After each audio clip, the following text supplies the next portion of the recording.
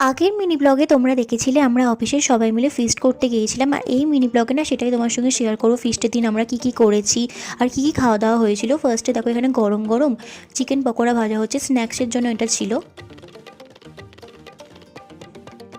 তারপর দেখো আমিও এখানে বসে পড়েছি চিকেন পকোড়ার সস নিয়ে, আর তার সঙ্গে ছিল গরম গরম ধোয়াটা কফি, আর এই কম্বিনেশনটা কিন্তু সেরা, কিন্তু যাই বলো।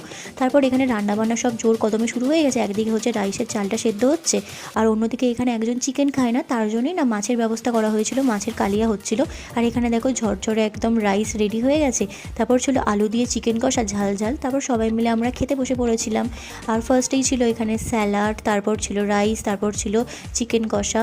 তারপর সবাই মিলে খেতে খেতে গল্প করছিলাম। তারপর এখানে দিয়ে দিল টমেটোর চাটনি আর পাঁপড়, আর চাটনি দিয়ে পাঁপড় কিন্তু খেতে খুব ভালো লাগে। তারপর ছিল লাল দই, মিষ্টি আর জোয়ান। তারপর আমি এখানে ফটোশ্যুট করছিলাম। তারপর চলে গেলাম বাড়ি। তো ভালো লাগলে